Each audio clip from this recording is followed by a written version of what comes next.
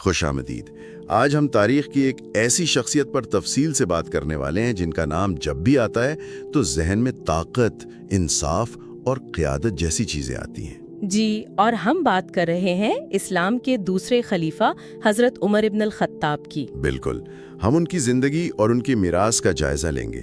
ہمارے پاس جو ذرائع ہیں وہ ان کی پوری زندگی کو کور کرتے ہیں، مطلب اسلام قبول کرنے سے پہلے کے دور سے ان کی شہادت تک ہر پہلو پر بات ہوتی ہے۔ تو آج ہماری کوشش یہ سمجھنے کی ہوگی کہ وہ کیا وجوہات تھیں جنہوں نے انہیں تاریخ کا رخ موڑنے والی شخصیت بنایا، اور یہ بھی کہ ان کے صرف 10 سالہ دور حکومت نے دنیا کا نقشہ کیسے بدل دیا۔ یہ سفر واقعی بہت حیران کن ہے۔ مطلب ایک شخص جو نظام کا سب سے بڑا مخالف ہو اور پھر اسی نظام کا سب سے بڑا مہمار بن جائے۔ یہ تبدیلی ہی ان کی شخصیت کو سمجھنے کی کلید ہے۔ تو پھر شروعات اسی تبدیلی سے کرتے ہیں۔ اسلام سے پہلے کی زندگی، وہ مکہ میں قبیلہ قریش کے ایک بہت آپ کہہ سکتے ہیں کہ نمایاں فرد تھے، اور جو بات سب سے زیادہ حیران کرتی ہے وہ یہ ہے کہ ابتدائی دنوں میں وہ پیغمبر اسلام کے سخت ترین مخالفین میں سے تھے۔ یہ کوئی معمولی مخالفت نہیں تھی نا، مطلب صرف نظریاتی اختلاف نہیں تھا۔ بالکل نہیں، وہ اپنی جسمانی طاقت اور سماجی حیثیت کی وجہ سے ابتدائی مسلمانوں کے لیے ایک حقیقی خطرہ مانے جاتے تھے۔ ذرائع بتاتے ہیں کہ وہ انہیں روکنے کے لیے عملی اقدامات بھی کرتے تھے۔ تو سوال یہ پیدا ہوتا ہے کہ اتنی شدید دشمنی، اتنی گہری محبت اور وابستگی میں کیسے بدل گئی؟ اور یہی ان کی کہانی کا پہلا آپ کہہ لیں کہ ڈرامائی موڑ ہے، ان کا اسلام قبول کرنا۔ لیکن اس واقعے کی اہمیت صرف یہ نہیں تھی کہ ایک شخص نے مذہب بدل لیا، اس کے اثرات بہت گہرے تھے۔ بہت گہرے تھے۔ آپ اس کو اس طرح دیکھیں کہ اس وقت مسلمان مکہ میں بہت دباؤ میں تھے، چھپ کر عبادت کرتے تھے۔ جی، حضرت عمر جو ان کے سب سے بڑے مخالفین میں سے ایک تھے، جب ان کے ساتھ آ کر کھڑے ہوئے تو طاقت کا توازن ہی بدل گیا۔ یہ تو مسلمانوں کے لیے ایک بہت بڑی نفسیاتی جیت ہوگی۔ نفسیاتی بھی اور سماجی بھی۔ کہتے ہیں کہ ان کے اسلام قبول کرنے کے بعد ہی مسلمانوں نے پہلی بار کعبہ میں کھلے عام نماز ادا کی۔ اچھا، یہ ایک بہت علامتی لمحہ تھا، ایک پیغام تھا کہ اب مسلمان کمزور نہیں رہے۔ تو ایک شخص کے فیصلے نے پوری تحریک کا حوصلہ ہی بدل دیا، اور شاید اسی جرأت کی وجہ سے انہیں وہ مشہور لقب ملا الفاروق۔ الفاروق یعنی حق اور باطل کے درمیان فرق کرنے والا۔ اور یہ لقب انہیں خود پیغمبر اسلام نے دیا تھا، جو ان کے انصاف پسند ہونے کی ایک بہت بڑی گواہی ہے۔ جی، اور یہ صرف ایک اعزازی نام نہیں تھا، یہ ان کی پوری شخصیت کی تعریف تھی۔ الفاروق کا مطلب ہے وہ شخص جو معاملات کو بالکل واضح کر دے، جو صحیح اور غلط کے درمیان ایک لکیر کھینچ دے۔ لیکن ایک نظریے کے طور پر انصاف کی بات کرنا الگ بات ہے، اور اسے ایک وسیع سلطنت کے نظام میں نافذ کرنا وہ ایک بالکل الگ چیلنج ہوگا۔ بالکل، اور جب وہ حضرت ابو بکر کے بعد دوسرے خلیفہ بنے تو یہی ان کا سب سے بڑا چیلنج تھا۔ تو اس الفاروق کے تصور کو انہوں نے عملی طور پر کیسے نافذ کیا؟ اس کی سب سے اچھی مثال وہ مشہور واقعہ ہے مصر کے گورنر کا۔ عمرو ابن العاص کے بیٹے نے ایک عام قبطی شہری کو کوڑے مارے۔ جی، میں نے سنا ہے اس بارے میں۔ وہ شہری انصاف کے لیے سیدھا دارالحکومت مدینہ پہنچا۔ حضرت عمر نے نہ صرف اس کی شکایت سنی بلکہ فوراً گورنر اور ان کے بیٹے دونوں کو طلب کیا۔ بھری مجلس میں؟ جی ہاں، بھری مجلس میں، اور اس عام شہری کو اختیار دیا کہ وہ گورنر کے بیٹے سے اپنا بدلہ لے۔ یہ ایک پیغام تھا کہ انصاف کے سامنے گورنر کا بیٹا اور ایک عام شہری برابر ہے۔ الفاروق کا یہ عملی مظاہرہ تھا۔ یہ واقعی ایک طاقتور مثال ہے۔ اسی دور میں انہیں ایک اور لقب بھی دیا گیا، امیر المؤمنین، یعنی ایمانوں والوں کے کمانڈر۔ یہ خلافہ سے کس طرح مختلف تھا؟ کیا اس کے پیچھے کوئی گہری سیاسی حکمت عملی تھی؟ ہاں، اس میں گہری حکمت تھی۔ دیکھیں، خلیفہ کا مطلب ہے جانشین، جو زیادہ تر ایک سیاسی کردار کو دکھاتا ہے۔ ٹھیک ہے، لیکن اس وقت اسلامی ریاست تیزی سے پھیل رہی تھی، اسے فوجی چیلنجز کا سامنا تھا۔ امیر المؤمنین کا لقب ریاست کے سربراہ کو ایک فوجی اور روحانی رہنما کے طور پر بھی پیش کرتا تھا۔ اچھا، تو یہ ایک طرح سے ریاست کے سربراہ کے کردار کو اثر نو ڈیفائن کرنا تھا۔ بالکل، اس نے مرکز کی اتھارٹی کو مضبوط کیا۔ یہ اس بات کا اعلان تھا کہ ریاست کا سربراہ ہی فوج کا سپریم کمانڈر ہے۔ اس نے مستقبل کے لیے ایک مثال قائم کر دی کہ اسلامی ریاست کا سربراہ صرف ایک منتظم نہیں بلکہ اپنی قوم کا محافظ بھی ہے۔ اور اب اس توسیع کی بات کرتے ہیں جو شاید ان کے دور کا سب سے نمایاں پہلو ہے۔ صرف 10 سال 634 से 644 ईस्वी। और इस्लामी सल्तनत की सरहदें अरब से निकलकर 3 बड़े आजमों तक पहुंच गईं। इस वक्त की 2 सुपर पावर्स बाइजेंटीन और सासैनी सल्तनतों को शिकस्त हुई। ये कैसे मुमकिन हुआ? देखें, ये 2 अवामिल का मजमुआ था।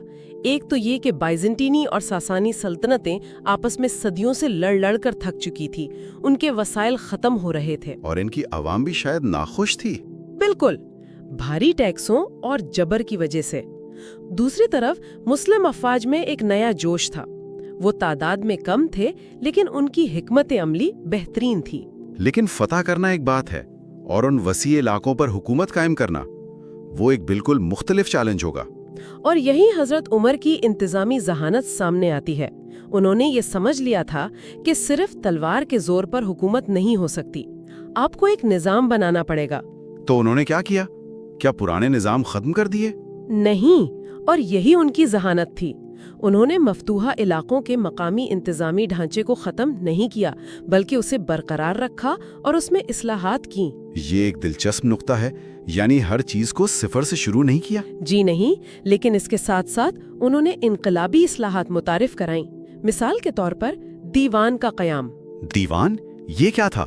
ये सिर्फ एक सरकारी महकमा नहीं था, ये एक मरकजी डेटाबेस था जिसमें रियासत के हर सिपाही और उसके खानदान का रिकॉर्ड होता था, ताकि उन्हें बाकायदगी से वजीफा मिल सके। मतलब 7वीं सदी का एक मिलिट्री HR और पेरोल सिस्टम? आप बिल्कुल ऐसा कह सकते हैं। इसी निजाम की वजह से एक छोटी सी ताकत एक पेशावर फौज को मैदान में रख सकी। ये तो वाकई अपने वक्त से बहुत आगे की सोच है। इसके अलावा कोई और बड़ी इस्लाहात? एक और बड़ा इदारा बैतुल माल या मरकजी खजाने का कयाम था। इससे पहले माल गनीमत फौरन तकसीम हो जाता था। जी। उन्होंने रियासत की तमाम आमदनी को एक जगह जमा किया और फिर उसे मुनज़्ज़म तरीके से फौज, अवामी फलाह व बहबूद और गरीबों के वज़ाइफ पर खर्च किया। ये एक रियासत की तरफ से अपने तमाम शहरियों की माशी जिम्मेदारी लेने का तसव्वुर था। तो उन्होंने सिर्फ इलाके फतह नहीं किए, बल्कि एक जदीद रियासत की बुनियादें रखी। मुनज़्ज़म फौज, मरकजी खजाना और हाँ, हिजरी कैलेंडर का आगाज भी तो इन्हीं के दौर में हुआ। जी हाँ, और इसके अलावा बसरा और कूफा जैसे शहरों की बुनियाद रखना, ये सिर्फ फौजी छावनियां नहीं थी, बल्कि इंतजामी मराकज भी बने। उन्होंने जमीन की पैमाइश करवा के टैक्स का एक मुनसिफाना निजाम वज़ा किया। इन तमाम कामयाबियों के बावजूद इनकी जिंदगी का इख्तिताम बहुत अलमनाक हुआ। जी, उन्हें मदीना में मस्जिद के अंदर फजर की नमाज पढ़ाते हुए खंजर से जख्मी किया गया। ये वाकया खुद इस बात की गवाही है कि वो कितने काबिले रसाई हुक्मरान थे। बिल्कुल, एक ऐसी सल्तनत का सरबरा बगैर किसी जाती मुहाफिज के आम लोगों के साथ खड़ा था। इसी वजह से शायद हमलावर को मौका मिल गया। हमले के बाद वो 3 दिन तक जिंदा रहे, लेकिन उस हालत में भी उन्होंने जो फैसला किया वो उनकी मीरास का एक अहम हिस्सा है। जी, उन्होंने अपने बाद किसी को नामजद नहीं किया, ना ही अपने बेटे को जानशीन बनाया। उन्होंने एक कमेटी बना दी थी। हाँ, 6 मोतबर सहाबा की एक कमेटी तश्कील दी और कहा कि वो आपस में मुशावरत से अगला खलीफा मुंतखब करें। अपनी जिंदगी के आखिरी लम्हात में भी उन्होंने शख्सी हुक्मरानी पर इदारे को तरजीह दी।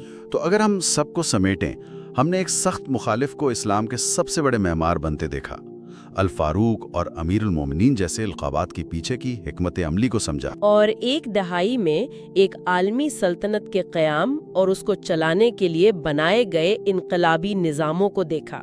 तो उनकी मिरास सिर्फ फतूहात की नहीं, बल्कि इंसाफ पर मबनी गवर्नेंस की है। बिलाशुबा उनकी असल मिरास वो इदारे हैं जो उन्होंने कायम किए, एक ऐसा अदालती और इंतजामी ढांचा जिसने एक बहुत बड़ी और मुतनव्वे आबादी को इकट्ठा रखा। वो एक ऐसे लीडर थे जिन्होंने ताकत को अमानत समझा। बिल्कुल, वो मशहूर वाक़या है ना कि वो रात को गश्त कर रहे थे और एक घर से बच्चों के रोने की आवाज सुनी। जी। अंदर एक औरत चूल्हे पर खाली हांडी रखे बैठी थी ताकि भूखे बच्चों को तसल्ली हो कि खाना पक रहा है। हजरत उमर ये देखकर फौरन बैतुल माल गए, आटे की बोरी अपनी पीठ पर लाद कर खुद उस औरत के घर पहुंचाई। और जब उनके साथी ने बोरी उठाने की कोशिश की तो उन्होंने कहा, क्या तुम कयामत के दिन मेरा बोझ उठा सकोगे?